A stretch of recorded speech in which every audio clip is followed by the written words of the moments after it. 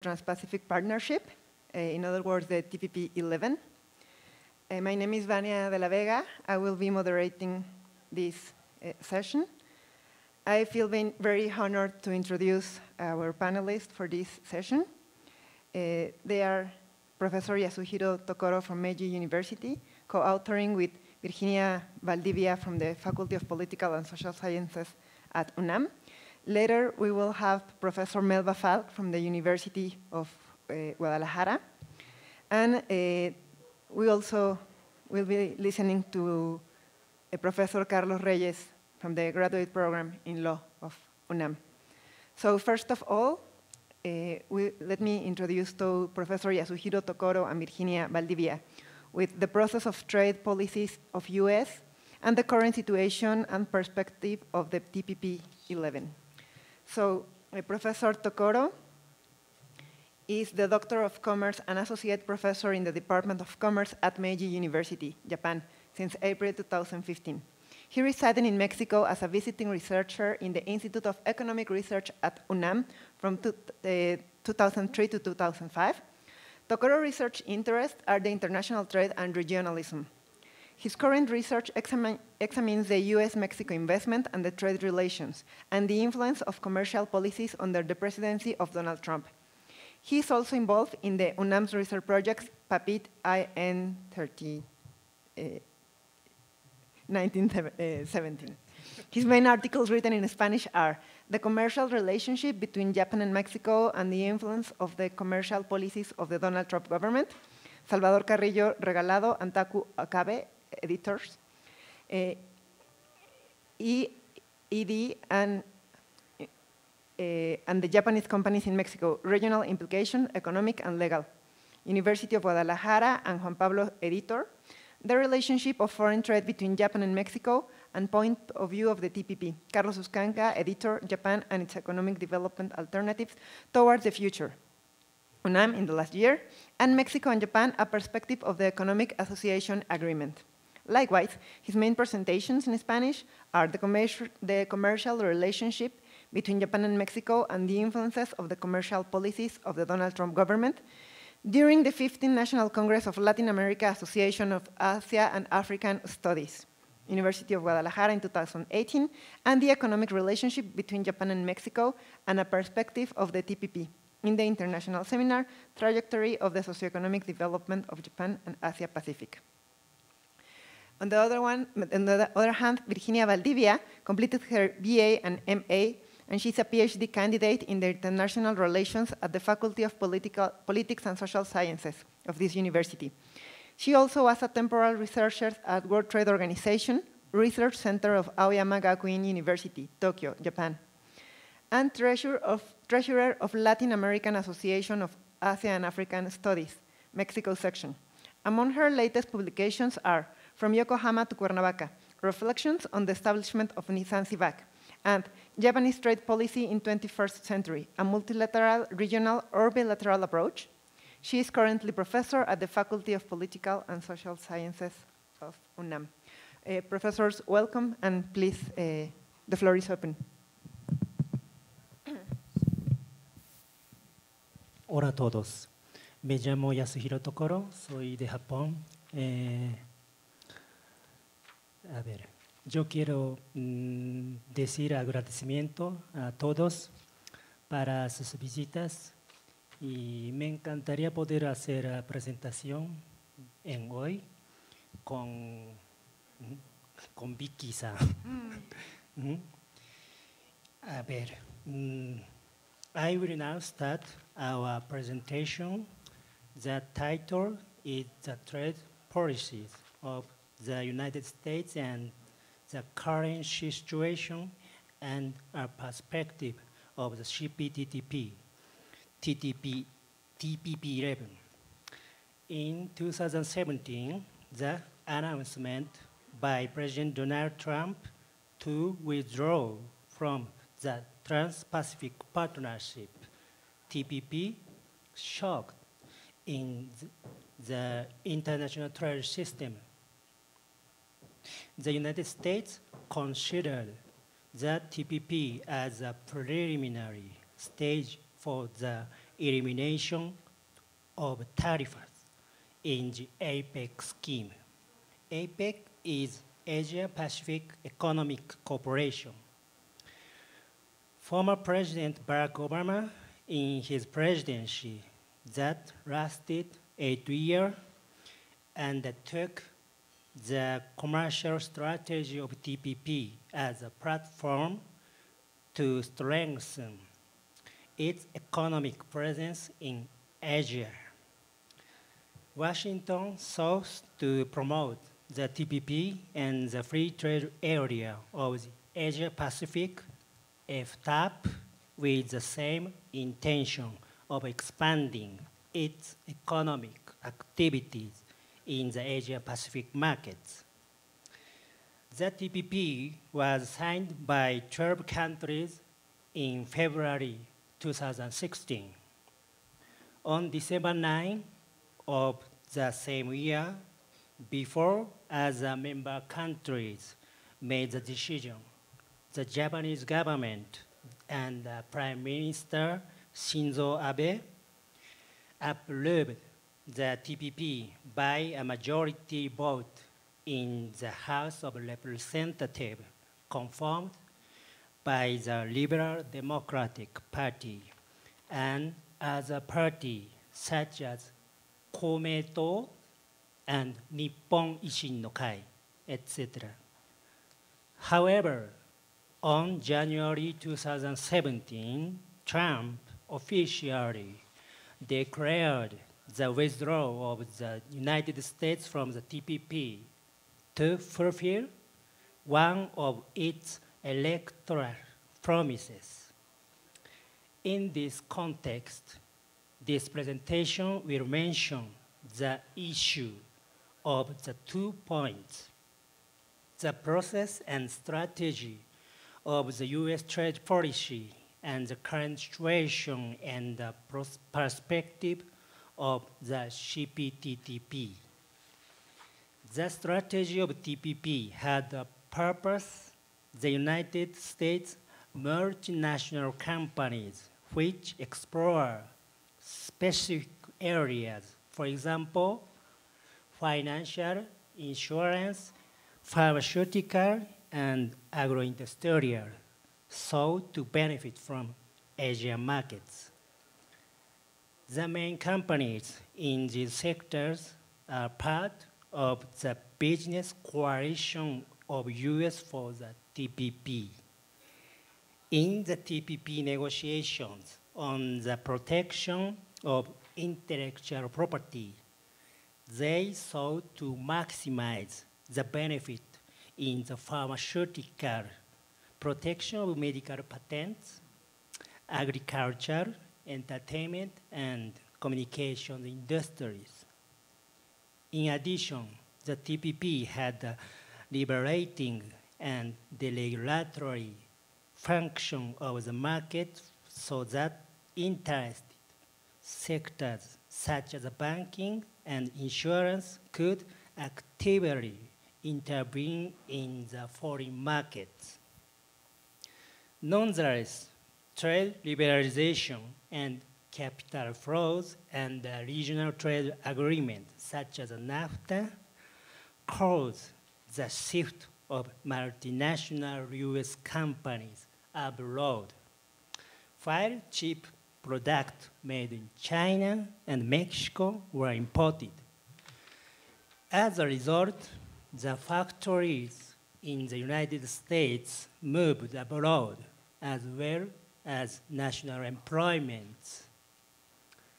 Trump's statement, "We must protect our borders from the ravage of other countries, making our products, stealing our companies, and destroying our jobs," was a convincing speech by many Americans.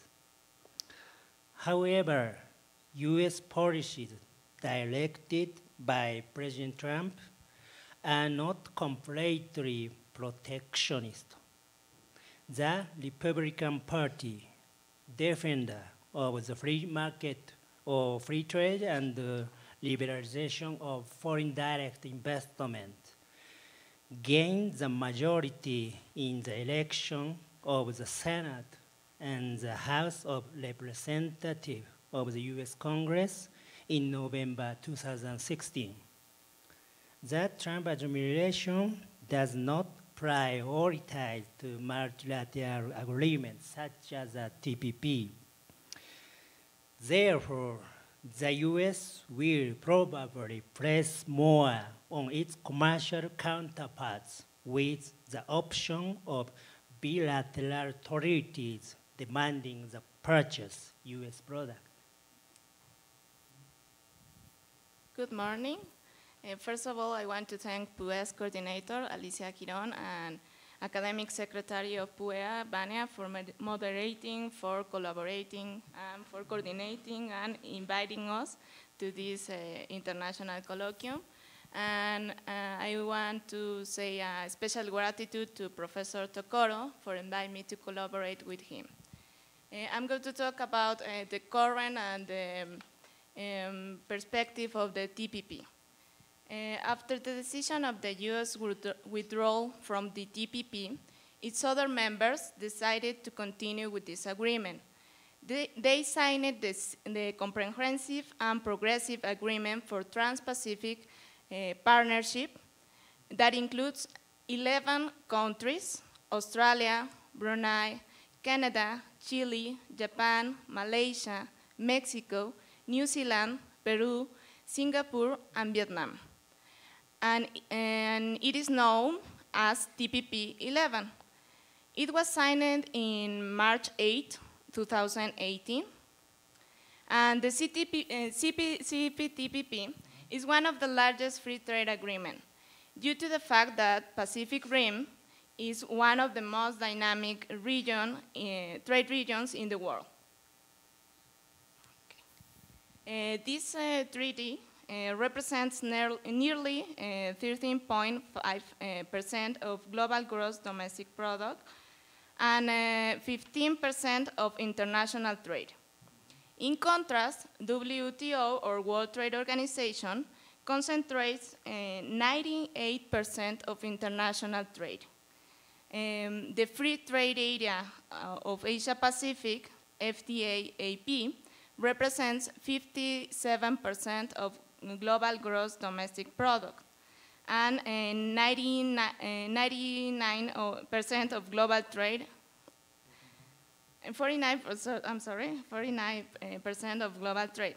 And the Regional Comprehensive Economic Partnership contributes about 30% of global gross domestic product and over a quarter of the world exports.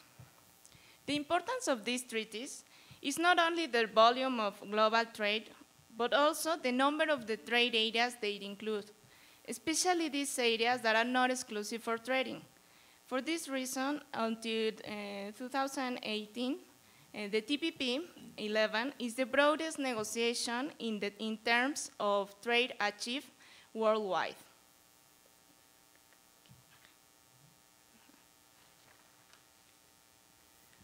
Although the CPTPP is different from TPP and it does not represent US trade interests anymore, most of the original TPP text remains intact, and 2/3 of the CPTPP's 30 chapters are identical to TPP. For this reason, in the CPTPP, were suspended the application of a limited number of provisions, a total of 22. Related to rules that were introduced by the United States. In spite of, this agreement still represents a step forward for regional trade and for new international trade rules. Some of the dispositions eliminated from the original TPP are about protection labor rights, and the environment and intellectual property and patents. The CPTPP contains 7 articles. The first one incorporates the original text of TPP. The TPP 11 will enter into force 60 days after the 6 of the 11 countries ratify it.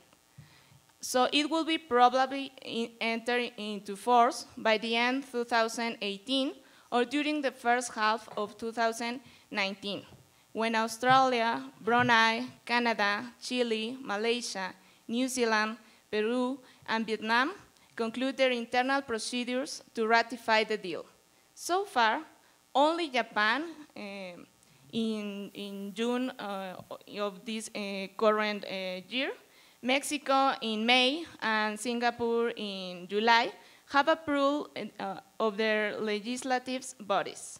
As a consequence of the implementation of the CPTPP, countries like Malaysia, Singapore, Brunei, and Vietnam will receive an economic boost of more than 2% by the year 2030, while New Zealand, Japan, Canada, Mexico, and Chile and Australia will grow close to an additional 1%.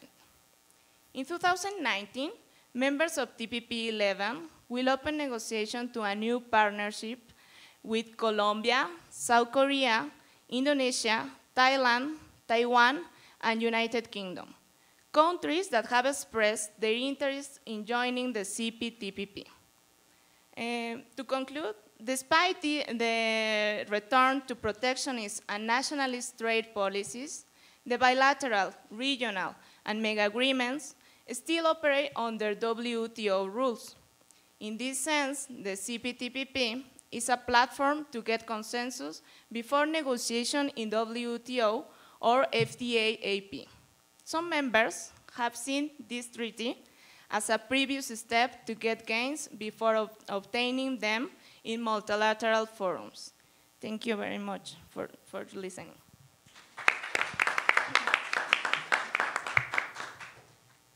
Thanks, Professor, for pointing out this discussion between the multilateralism that is fostered by countries such as Mexico and, of course, Japan. And on the other hand, we have countries that are fostering the speech of bilateralism, which is the case of the United States. That is why they also have this, well, especially the speech of the President Trump is centered in national issues, not in foreign policy. Then we will follow with our program. We have now what is there for Mexico in the CPTPP from Dr. Melba Falk. I will introduce her. She is a professor researcher at the Department of Pacific Studies of the University Center of Social Sciences and Humanities of the University of Guadalajara since 1989. She holds a PhD in International Trans-Pacific Relations from the University of Colima, candidate for a PhD in economics, and has a master's degree in economics from the University of Colorado at Boulder. His areas of interest are international economics and Mexico-Japan economic relations. She's a member of the National System of Researchers of the National Council of Science and Technology. She is founder and editor of the magazine Mexico and the Pacific Basin. She participated in the binational study group for strengthened relations between Mexico and Japan. She has been a visiting professor at the Center of Integrated Area Studies of the University of Kyoto and the Institute of Developing Economies in Japan. In 2016, she received from the Japanese Chancellery the recognition for promoting the understanding between Japan and Mexico. Professor, welcome. Thank you. Well, thank you very much for the organizers of this big colloquium, an excellent organization, Dr. Alicia Girón, Vania de la Vega Chiota, José Luis Maya. Thank you very much for inviting me here to share with you some of my research. I had the permission from Vania to stand up and present my PowerPoint because I feel more comfortable doing that.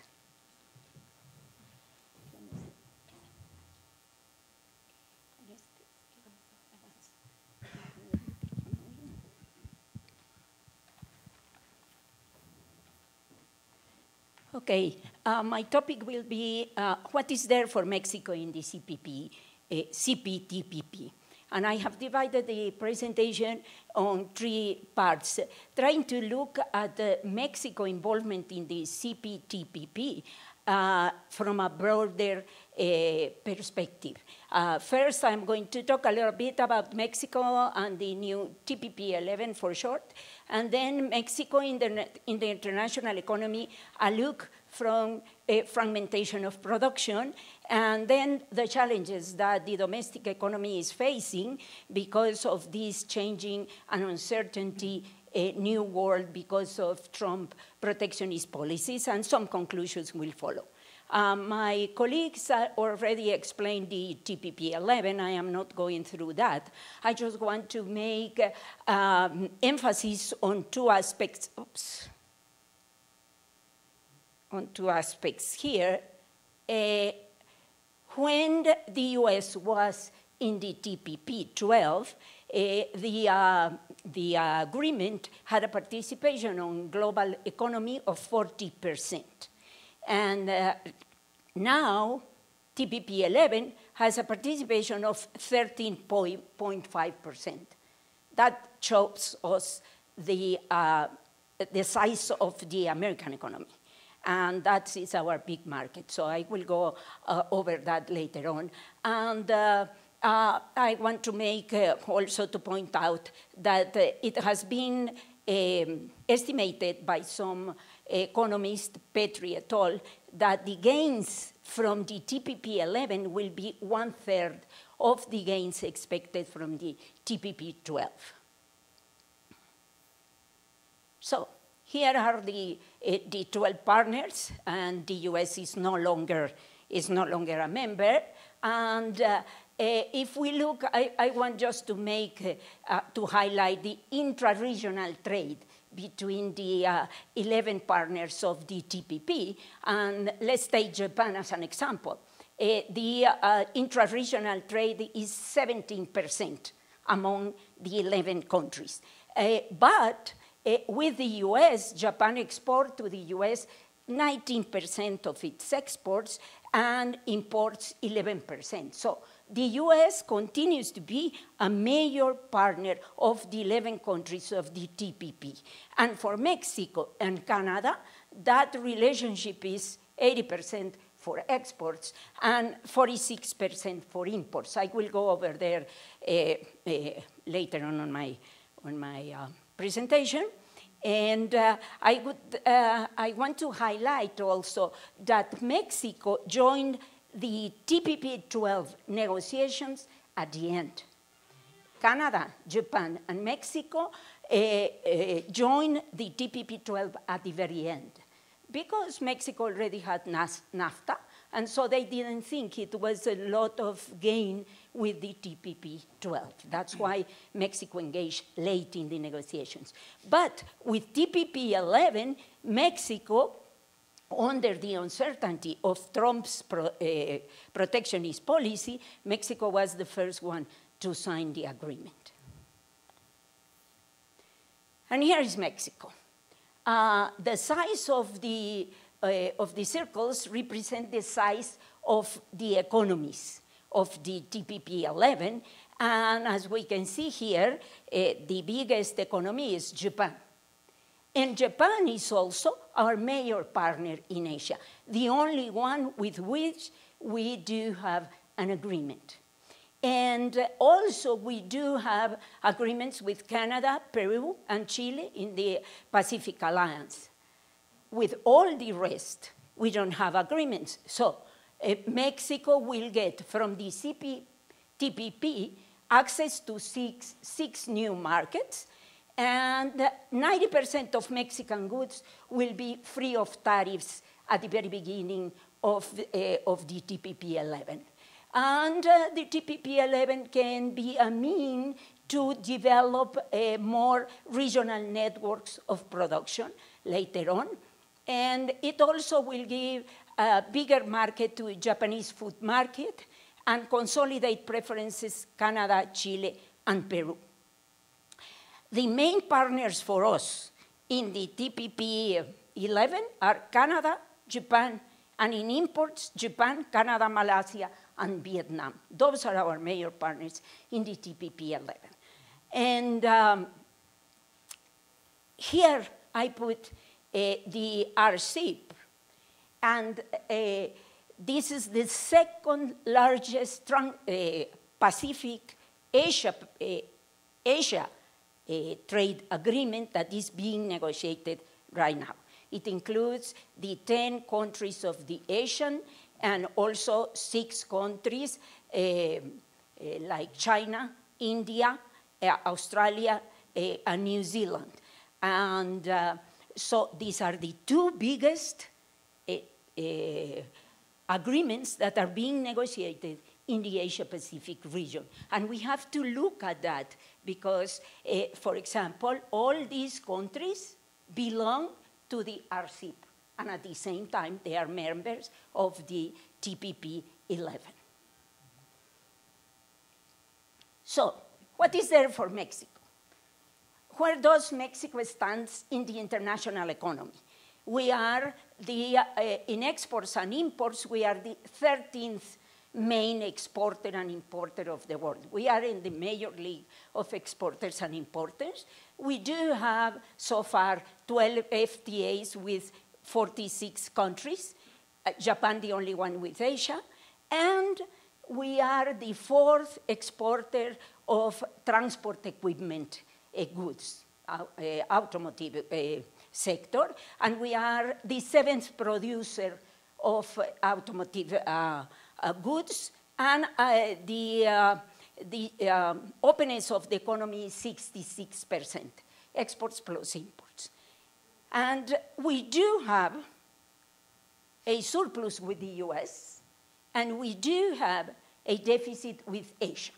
And I want to point out here that Japan, FDI, foreign direct investment in Mexico, has to do with both results because Japan participates in the transport equipment sector, exporting 1 of every 3 cars that we export to the US are made by Japanese multinationals here in Mexico, but also Japanese investment in Mexico has an impact in Asia because of the fragmentation of production, we import parts and components for the electronic and transport equipment sector. So this is our trade for 2017 with the world. We are exporting right now about $400 billion in total. Our trade is $800 billion. And 80% of our exports are to the US and 5% to CPTPP. But in imports, the story is different. It's different, and I will go over that, because US share is a lot lower from exports, 46%, and CPTPP is 17%, almost 3 times as their share in exports. So here is the evolution of exports. I have taken from 1995 to 2016, because that was the year that we entered NAFTA. And as you can see, our main partner here, 80% of our exports go to the US, and that has been the story since 1995. And the TPP 11 participation is about 11%. Mexico's trade during this period increased by almost 5 times. And NAFTA, 4.6 times, and TPP 11, even greater. But we started from a very low base. That's why this set of countries have a lower participation in our exports. Oh my goodness. So this is the evolution of imports, and the main thing I want to make emphasis here, if you can see, NAFTA countries have reduced their participation from 80% to about 50%. And who has been gaining that share? East Asia countries, mainly China, Japan, and South Korea. They are major partners there. And so we have received a lot of investment, foreign direct investment. That's the way we are financing our growth. And about $27 billion, mainly in the 50% in the manufacturing sector, and Japan is the second major investor in the transport equipment sector. And the current characteristic of the international trade system is that investment is very closely related to trade flows. That didn't happen at the middle of the 20th century. That is a main characteristic of the 21st century. And here, that's why I had this graph signaling the evolution of intermediate goods, parts and components. Parts and components represent 63% of our imports. And the share of NAFTA countries has decreased, and the share of Asia countries have increased here. And let's see next graph. Japan has 25,000 affiliates in the world, operating in the world. And 2/3 are in Asia, and the rest are in North America and Europe. And in North America, we do have right now 4,000 Japanese affiliates operating. And so these Japanese affiliates operating in Mexico that are about 1,157, they have an impact on our exports and imports from Japan, but also from the rest of Asia. Like, for example, Nissan imports not only Nissan Japan, but also Nissan China. So investment here in Mexico from Japan is affecting our flows with all the countries in Asia because of the fragmentation of production. But, we do have also trade with North America, and there are 3,000 affiliates in North America. And so we need different statistics to know who is exporting what, but we can infer that the Japanese affiliates are exporting to the Japanese affiliates in Mexico from North America. What is the end result of that? Is that the US is gaining competitiveness in their market, and they are exporting those goods, this is the transport equipment sector, to Europe, Asia, and the rest of the world. And, with the US, the new NAFTA, USMCA agreement, that will affect our network of production in North America, and they have put us a 75 rule of origin for the transport equipment sector. So I went here and examined 16 brands of Japanese cars assembled in Mexico, and of those, 6 fulfill the requirement of 75%, but the rest have to work harder. And I won't go over that. I will skip this too. And so my conclusions, the gains from TPP-11 are what I already said. I won't repeat that. And diversification for Mexico, as they are selling us the TPP-11, that will depend. The TPP-11 is a good step in the right direction, but US market is difficult to replace for Mexico, at least in the short and medium term. So Mexico is already engaged in deep integration in North America with Japan as major actor in the region, and the new UNSCA imposes a stricter rule of origins than the TPP-11. TPP-11, 45%, a lot lower. And from my point of view, this will induce more Japanese suppliers to establish in Mexico in order to fulfill the 75%. And our domestic challenges is to foster development of Mexican suppliers. And we have to have a wider and integrated industrial policy to support our small and medium enterprises, and also to support the training of our labor force. And I will leave it at that. Thank you.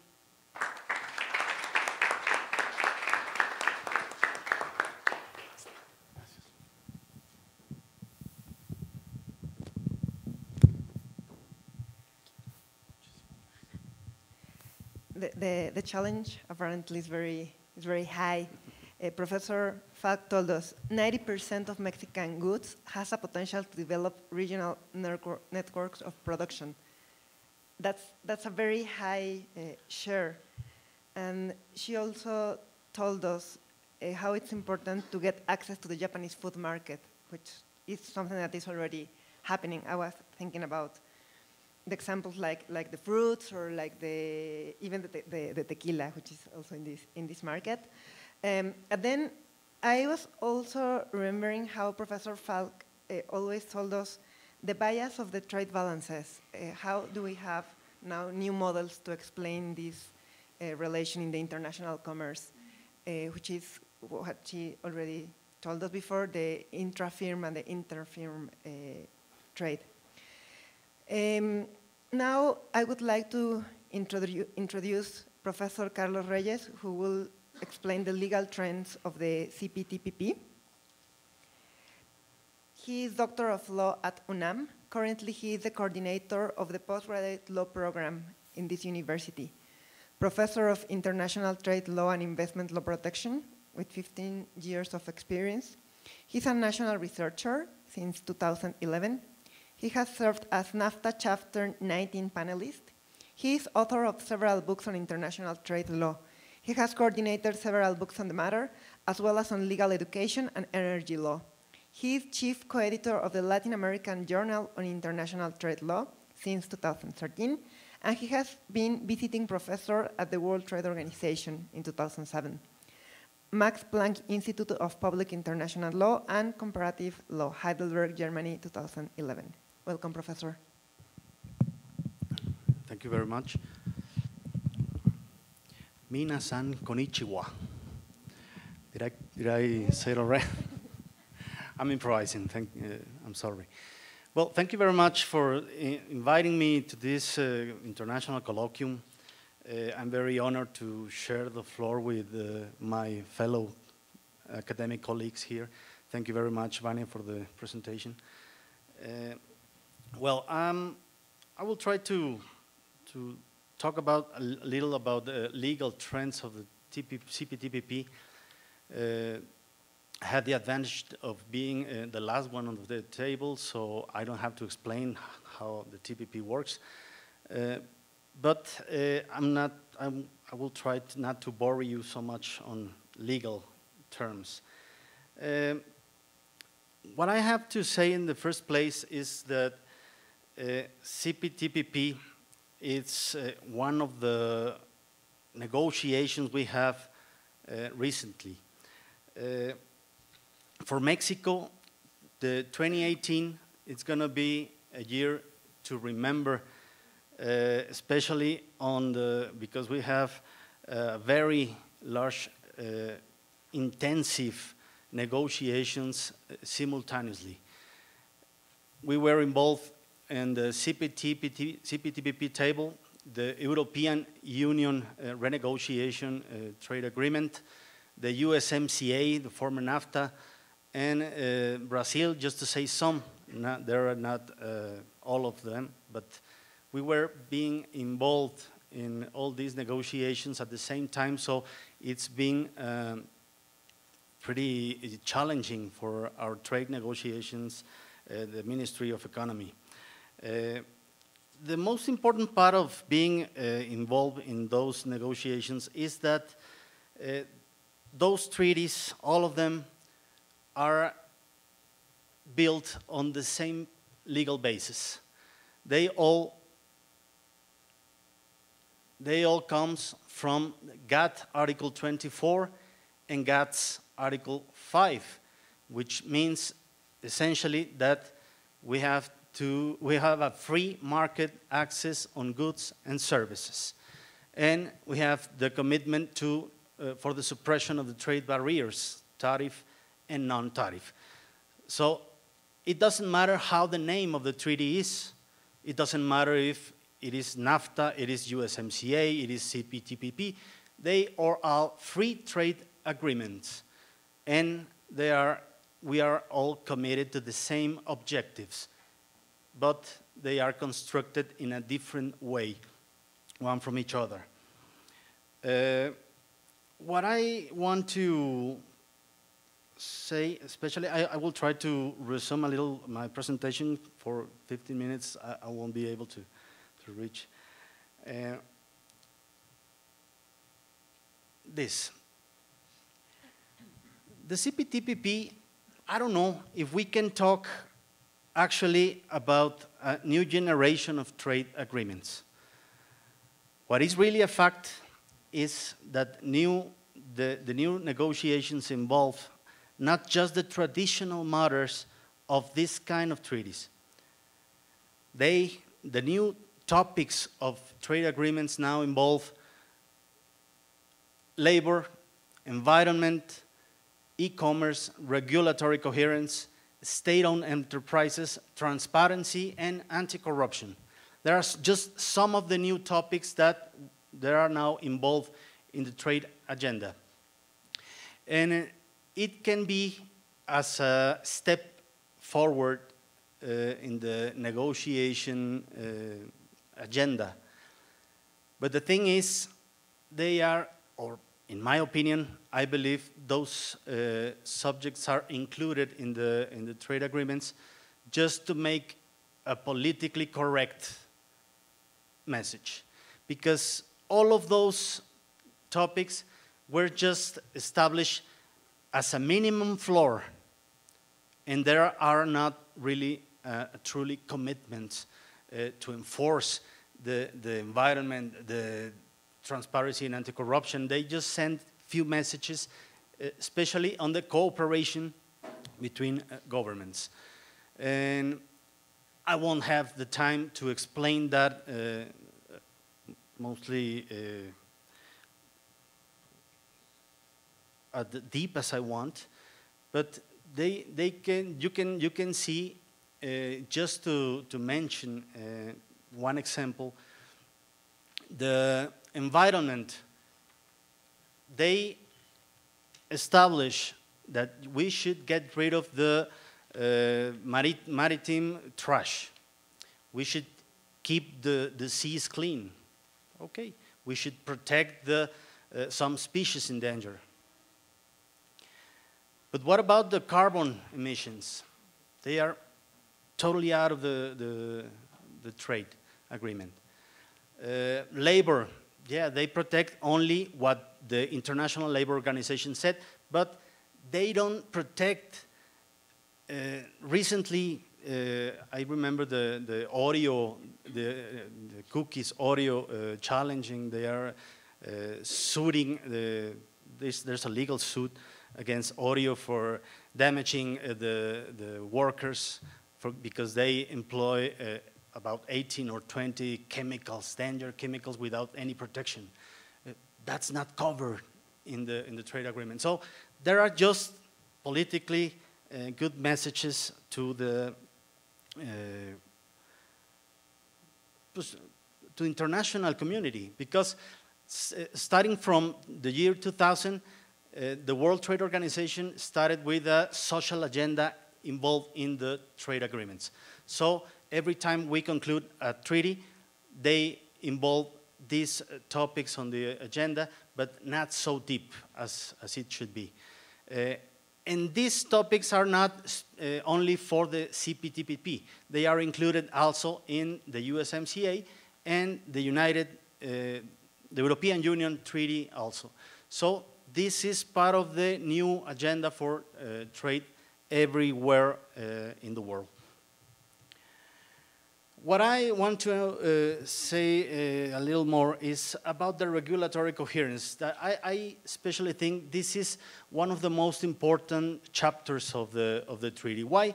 Because we are 11 countries with very different legal systems, legal orders, totally, absolutely different regulations, and this is created just to eliminate the asymmetries between the countries. I usually think that we shouldn't establish national solutions for global problems. And that's the most important part of this chapter, because it will establish the use of good regulatory practices, mostly those who involve the planning, designing, issuing, implementing, and reviewing regulatory measures. So, as I pointed here, the objective of this chapter is facilitate the achievement of domestic policy objectives. The construction of policy, the public policies, what I want to say is that public policy is a tailored suit, especially for one country. But every country in the world has the same legitimate objectives: public health, environment, consumers, economic crisis. Every country has that as a legitimate objective, but the public policy is absolutely different in every country. What I want to say is that this chapter helps that the public policies are constructed on a similar basis, at least. Not the same. It's impossible to harmonize the whole legal orders of 11 countries, but it's at least a good starting point. Well, when we talk about dispute settlement, we should have to say that the treaty has several different chapters to solve disputes. One is the general chapter that is tailored, it is made in the same way, it's a WTO design, it's the same dispute settlement as the WTO, and it's for interpretation and implementation of the legal and norms and regulations. It's a panel of 3 members, and it is, before the panel, it is a political solution first. It should be strength or seek to find the solution on mediation, conciliation, and good. Yes, I'm trying to hurry up. But this is a general chapter. It's been proven in all these international trade agreements that it doesn't work as should be. But every treaty has to have a dispute settlement chapter. There is a chapter, especially on investments, that is actually, most of the chapter is actually suspended right now. And the reason is that the community, international community, is mostly against the investor-state dispute settlement. They are against that the investors can sue governments, can sue against laws and public policies that they say it's especially a national faculty, that it doesn't have to be involved any arbitration panel. So, well, this is a little suspended, but I want to point out that especially the tobacco measure is important here, because the treaty itself says a party may elect to deny the benefits of Section B, it means arbitration, with respect to claims challenging a tobacco control measure to the party, of the party. And the most important part of this is this treaty in my opinion, they made a real mistake by condemning a legal industry. It's a damaging, no question about it, but it's a legal one. And when you put this company, this industry, into a threat, they give you a very important weapon to threat afterwards the sugar company and all other industries. So I think they made a big mistake by putting this into legal commitments. I want to jump into the conclusions. What I just said, the new chapters of the actual trade agenda establish just a minimum floor of protection, not a deep protection, which I believe they should do. The regulatory coherence chapter could be the most important effort to eliminate the national legal and regulatory differences between all parties. They could be a good starting point to uniform 11 countries' measures, and that's what I think is the most important part of the treaty. But it is still urgent to improve the dispute settlement by strengthening the panel mechanism, because the regulatory coherence chapter is not submitted to the dispute settlement chapter. So even when they put the chapter, they don't put it in the dispute settlement. So they have to solve their problems on a political stance. And finally, investment protection is indispensable if countries really want to attract and maintain foreign direct investment. Both objectives are sine qua non. You cannot attract and maintain FDI if you don't have a real effective mechanism to protect investors against governmental measures. I'm sorry for the rush, but my time's up. Thank you very much.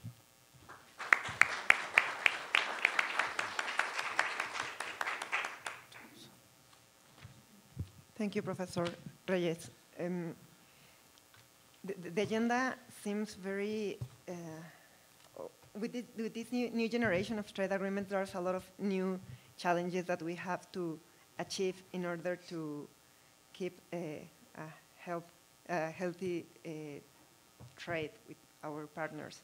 I was really thinking about the issue of the wages.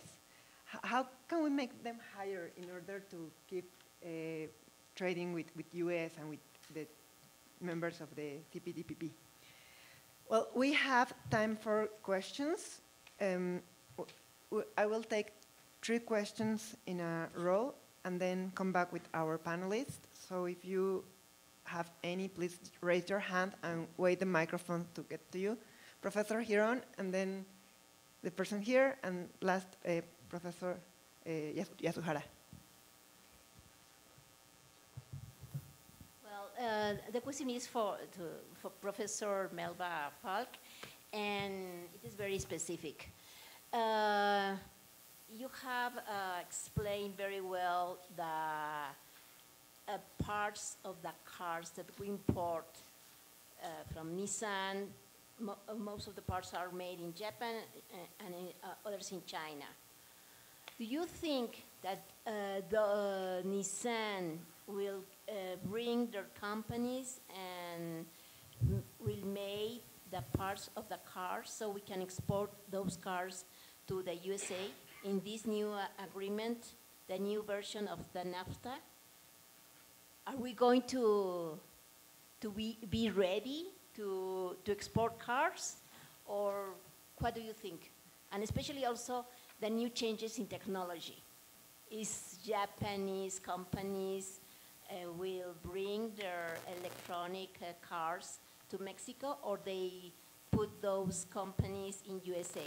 As this was the promise that the Minister Abe makes to Trump in the first visit he made to USA. And then there, please.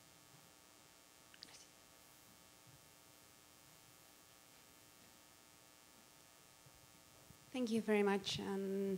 Thank you very, very much for this comprehensive conference. It's been really, really interesting seeing all different points of view. On legal things, I just go with different questions in my mind, but I'm not going to put it right now. I just have 2 questions for whoever wants to answer. What would happen if United States decides to come back to the CPTPP or TPP plus 12 then? And what will be the challenges for all of us? So what will be the things that could change? And the second question is, maybe this one related most to Mrs. Falk. What will be the changes from Mexico and Japan economy and bilateral economic exchanges? I mean, from 2005 agreement on complementary economies, what will be the changes with CPTPP? You mentioned that actually the food market will be the one that will be expanded for Mexico and for Japan as well, I think so. But what will be the main topics that will be changed that has not been covered with the AAC? Thank you. And Professor Yasuhara, please.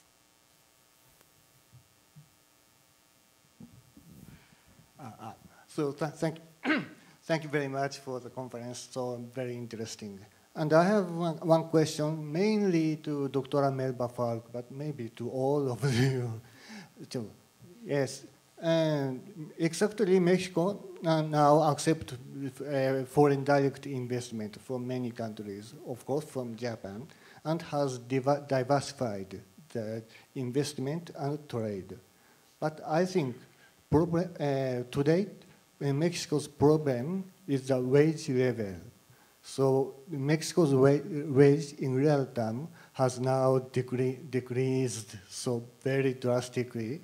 And today, about half of China's level, it's sure.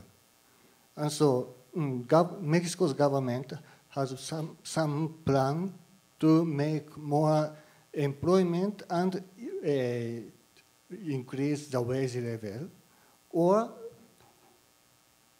the government wants to keep low wage level to accept foreign direct investment from many countries, and which is better, as you think? It's hard to know. Thank you. Okay. Thank you very much for all your questions. First to Dr. Alicia Giron. Yes, we already, as I explained, pardon me, Japan has 1,000 affiliates operating in Mexico. And many of those affiliates came with the major companies like Nissan, Toyota, Mazda, Mitsubishi, etc. They follow the main investors in order to supply parts and components that are being required to assemble the cars that we are exporting to the US. And so that has been one of the major impacts. And that's why we have been seeing, especially during the last 7 years, a boom in the FDI from Japan. And I think right now, because of the stricter rules of origin with the US-Mexico-CA agreement, that more suppliers, parts and component suppliers, will be coming into Mexico from the Japanese side that I know. Also, Germany is a big player here in this market, but I haven't followed Germany as close as Japan. But I think that will be one effect.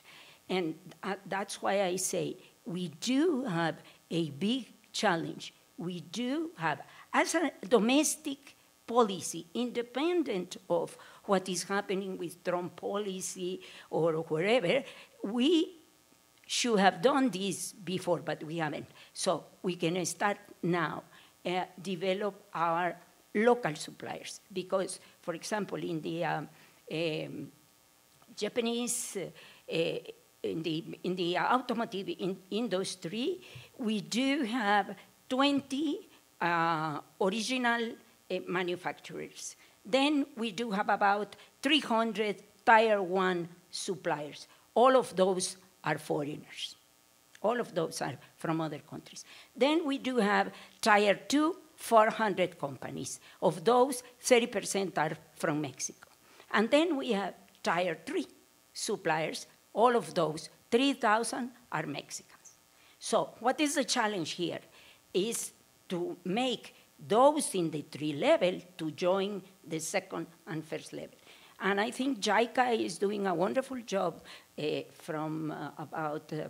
since we signed the agreement, because this was the first agreement that included the cooperation chapter.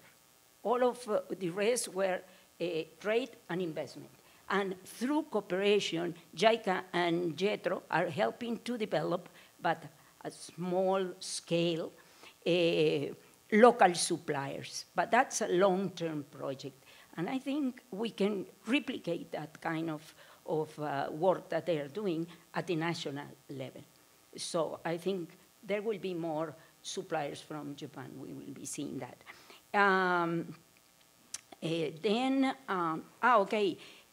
Now Minister Abe visited or made clear that they are going to start negotiations of a bilateral agreement with the US.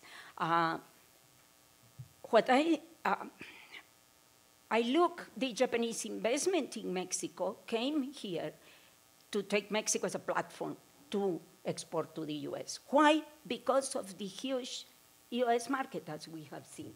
And so for Japan, it is important to diversify, and it's taking part on the TPP 11, but for Japan, the main interest still is the US market. And the three countries have benefited because they are taking a better resource allocation within the region in order to produce cars at a competitive price.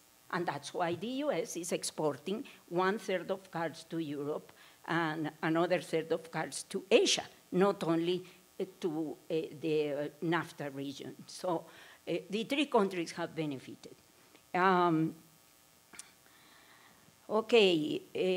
US, if US comes to TPP, they left 22 major subjects suspended.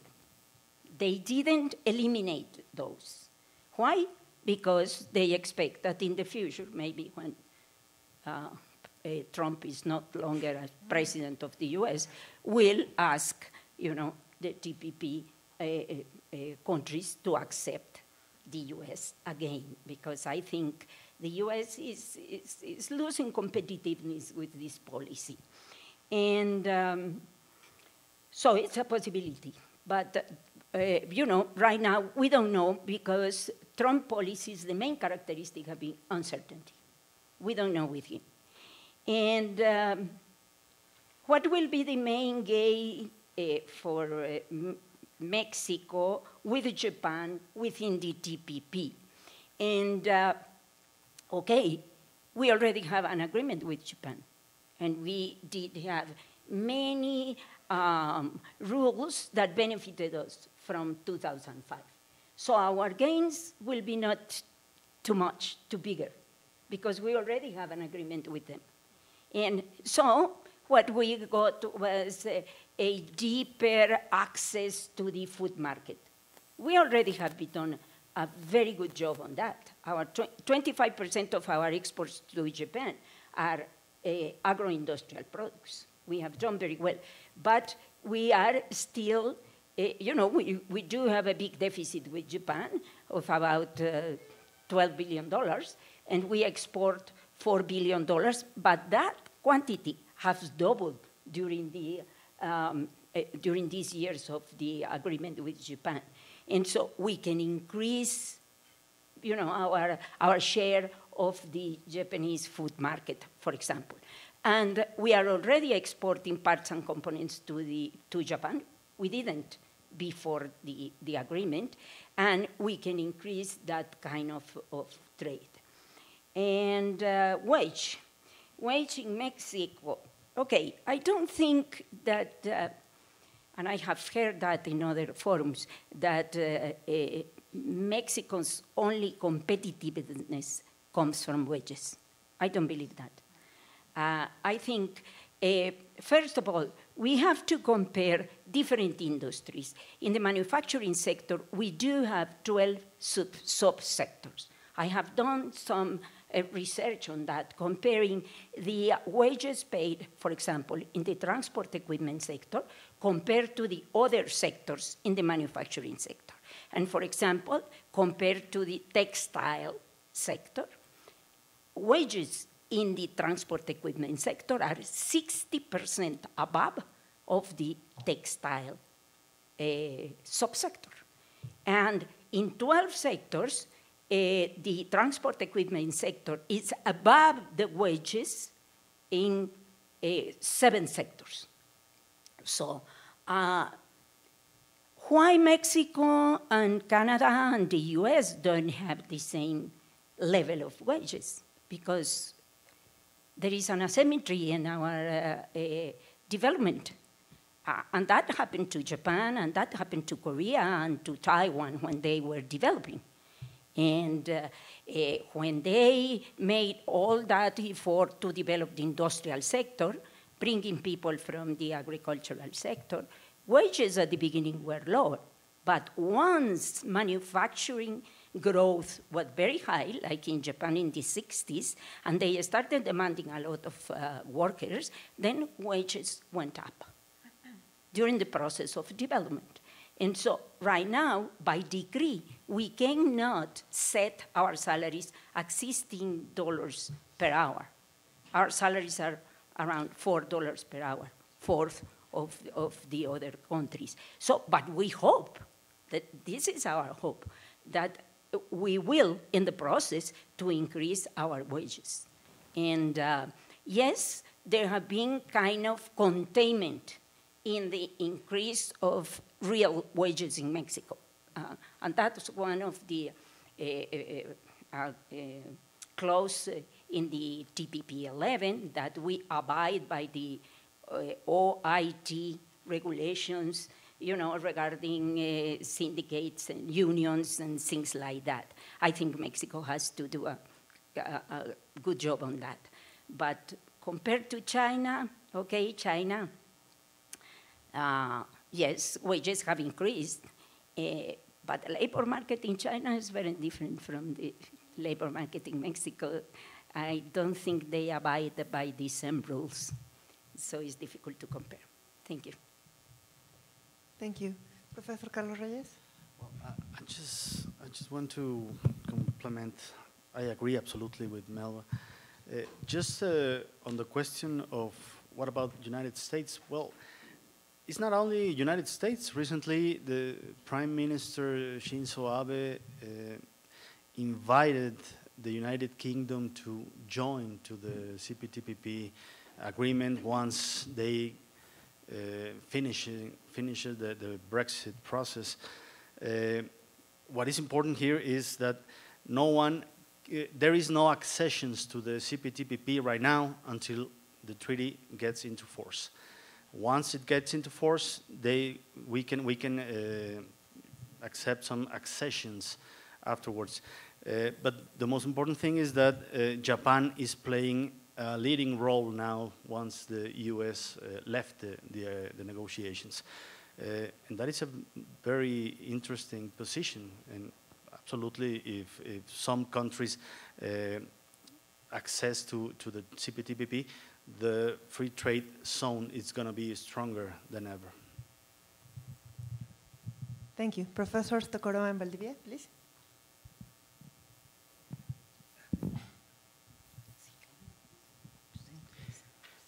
My opinion is President Trump is not always protectionist and anti-globalist.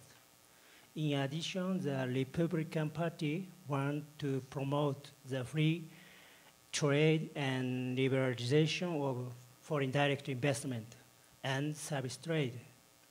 But Trump do not give priority to multilateral agreements such as CPTPP. He prioritized bilateral treaties because bilateral treaties are advantageous for United States. Therefore, the possibilities of returning to CPTPP is not high. However, if Chinese economic and political influence becomes stronger more in Asian markets, and the AIIB, Asian Infrastructure and Investment Bank, and One Belt, One Road initiative scheme, the possibility that the United States also want to return to CPTPP becomes stronger. Thank you very much for the questions. First of all, I want to say that when we think in multilateral negotiation, we need to focus in 3 levels. First, the local negotiation, or the local level. Next, the bilateral level, and the last one, the multilateral level. So now Donald Trump is seeing that multilateral treaties are not, that United States economy cannot get a lot of gains from multilateral treaties, just from bilateral treaties. So in this context, United States is not going to return to this TPP 11 treaty. But maybe if the next president of United States see that we can obtain gains in multilateral treaties, maybe United States will go back to multilateral tools as multilateral treaties or multilateral forums. But it will be very, how can I say it? Grateful if United States go back to TPP, because as we saw, now TPP 11 is just 13.5% of global gross domestic product. With United States is 40% of global gross domestic product. And with United States, TPP represents the broadest treaty in terms of economic trade, economic flows, and also in economic gains. So it would be very grateful if United States returns to TPP. But at the moment, it's not possible, but it should be an strategy for the next president, because the Regional Comprehensive Economic Partnership now is biggest in terms of trade. So it has to be a strategy to contain China. But now it's not in the thinking of Donald Trump. So, thank you. Thank you all. Let's proceed to hand the certificate of participation to our guests today. I will only read the first one. National Autonomous University of Mexico, University Program of Studies on Asia and Africa, grants this certificate of participation to Yasuhiro Tokoro and Virginia Leticia Valdivia Caballero for presenting the conference, The Process of the Trade Policies of US and the Current Situation and Perspective of the TPP 11. At the International Colloquium of Mexican and Japanese Studies, Ciudad Universitaria, October 16, 2008, por mi raza hablará el espíritu, Alicia Girón González, PUEAS Coordinator.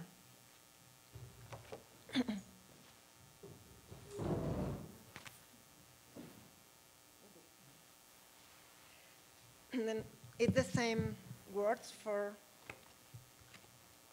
the other of you. Okay. And then Professor Melba Falk. Thank you. Thank you very much. And Professor Carlos Reyes. Okay. So this is how we end this panel. We will have a break of 10 minutes, and then we will come back to La Enseñanza de Español a Japoneses. This panel will be in Spanish, so if you want to use the interpretation gadget, please reserve yours by the entrance of the auditorium. Thanks a lot.